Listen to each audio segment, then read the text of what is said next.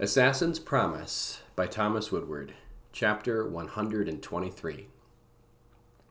The man steepled his fingers in front of his face. A functionary bowed low, almost to the ground, before proffering a new stack of reports. With the barest flick of his eyes, the servant took notice and retreated, making no sound. The richly embossed door slid shut. It, too, made no noise, sliding on a track that had been recently oiled. The room was finely decorated. A map drawn in extremely fine detail dominated the south wall. Rich tapestries hung covering other walls. A high window made of quartz reflected rainbow beams onto the polished mahogany desk. A veranda spilled outwards invitingly. It looked out over a vast city, most of it cloaked in the clouds themselves. Only bits of ground far beneath could be seen as the clouds slowly moved past. The tower rose thousands of meters into the sky. It was one of 8, each majestic in their own right. An azure gemstone glittered on the heavy signet ring of the man who sat at the desk, his back to the shifting sky.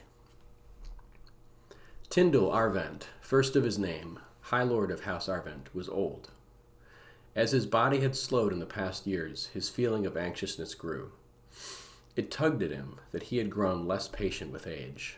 He wanted more time.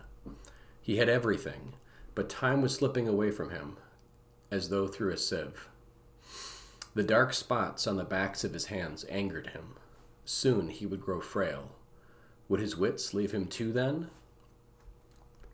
His sons kowtowed to him, but they were just waiting for him to die. All they were concerned with was gaining power. His power. He had clawed it from the hands of his enemies.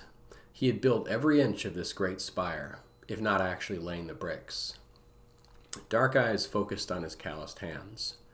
Tyndall turned them over, inspecting every line marking his age. With a heavy sigh, he lifted the latest report, breaking the seal. Spies had discovered many of his agents working in secret in Calyapos. A smoldering anger overtook him, and he threw a cup of burnished silver from his table. It was a feeble display. His body was failing him. When he was young, others had feared his physical prowess. But now he was little more than an old man waiting to die. He read on. An outsider who had not been identified yet had compromised his agents, only Miele remaining close enough to act in time. Tyndall moved to the great map, smudging out small dots that had been clustered next to Calyapos. His next closest agents were more than 2 days by fast cutter from the tiny outpost city. Compared to Khybar, it was nothing, a buzzing gnat. But Tyndall's resources were not unlimited. He could marshal more assassins, but it would be costly. He would not approach another High Lord. His anger flared, but he sat back down, forcing his hands in place on the heavy wood of the desk. He would expose his greatest asset. He would be damned if another meddling house overtook his interests and claimed Azric's life before he could act. The young lord had shown promise once, but he had been too hasty, a common, if lethal, error. The road to power was littered with the corpses of those who sought too much, too quickly. Once the fancy of a championing the young lord had passed, it became a simple matter of pride to remove him. Azric's political blunder had cemented each of the great houses against him. He was foolish to think he could escape with his life. But that was how legends were born. Tyndall laughed to himself, almost pitying the young man. But only hardness remained in the high seat of House Arvent. All the weakness and softness had been systematically beaten from him, as he had learned hard lessons over the years. To strike first was to live. Easing himself up to a standing position, Tyndall felt his bones creak as he shifted them into place. Who would keep his house alive if not for him?